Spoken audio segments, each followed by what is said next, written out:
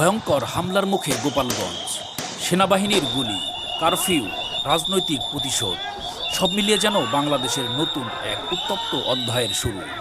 জাতীয় নাগরিক পার্টির শান্তিপূর্ণ লং মার্চ, সশস্ত্র হামলা, প্রাণহানি, সরকারি স্থাপনায় আগুন এবং শেষমেশ মাঠে নামল সেনাবাহিনী।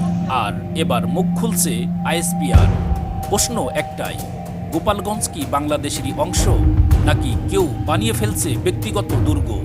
16 জুলাই মঙ্গলবার জাতীয় নাগরিক পার্টি বা এনসিপি গোপালগঞ্জে লং মার্চ ঘোষণা দেয়।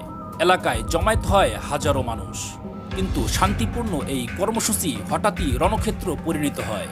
হামলাকারীরা মঞ্চ ভেঙে দেয়, রাস্তায় আগুন, পুলিশের গাড়ি ভাঙচুর এবং ফেরার পথে এনসিপি নেতাকর্মীদের গাড়িবহরে হামলা, যার বেশ কিছু ভিডিও এখন সামাজিক যোগাযোগ মাধ্যমে ভাইরাল। প্রত্যক্ষদর্শীরা বলছেন এটা ছিল পূর্ব পরিকল্পিত এবং সবচেয়ে ভয়াবহ দিক হল এই হামলায় অন্তত 4 জন নিহত এবং বহু মানুষ আহত হন। সেনাবাহিনী এই হামলার পর পরিস্থিতি সামাল দিতে মাঠে নামে। আইএসপিআর তাদের অফিসিয়াল বিবৃতিতে জানায়, গোপালগঞ্জে এক রাজনৈতিক দলের সমাবেশকে কেন্দ্র করে একটি উচ্ছৃঙ্খল জনতা সন্ত্রাসী হামলা চালায়। পুলিশের গাড়ি, সরকারি স্থাপনায় আগুন, কারাগার ভাঙচুর।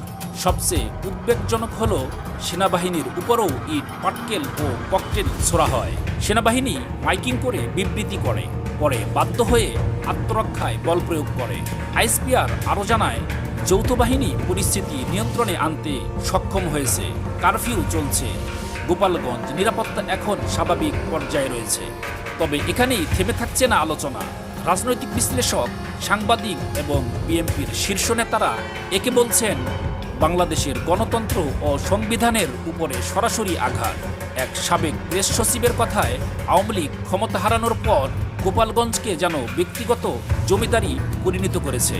সেখানে গিয়ে সভা করতে চাইলে সেটাকেই উস্কানি বলা হয়। প্রশ্ন উঠেছে, গোপালগঞ্জ কি দেশের বাইরের কোনো স্বাধীন ভূখণ্ড?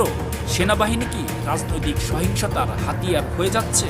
নিষিদ্ধ সংগঠনের সদস্যরা কিভাবে প্রকাশ্যে হামলা চালায়? জনগণের প্রশ্ন একটাই, এত মৃত্যুর পরও কি কেউ দায় নেবে না?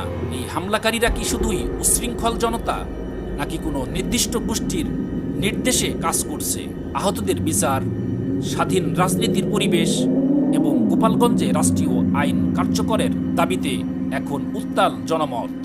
কেউ বলতে শুরু করেছে গোপালগঞ্জ এখন একটি নিষিদ্ধ সংগঠনের নিয়ন্ত্রিত অঞ্চল হয়ে আছে। এই ভিডিও দেখে আপনার কি মনে হয়? গোপালগঞ্জ কি বাংলাদেশেরই অংশ? সেনাবাহিনীর ভূমিকা কি ঠিক ছিল? আইএসপিআরের বিবৃতি কতটা গ্রহণযোগ্য? কমেন্টে আপনার মতামত জানাতে ভুলবেন না। শেয়ার করুন যাতে সবাই সত্যটা জানতে পারে। লাইক দিন, সাবস্ক্রাইব করুন নিউজ 24 অন, কারণ আমরা বলি যা অন্যরা বলতে ভয় পায়। দেখা হবে পরবর্তী ভিডিওতে।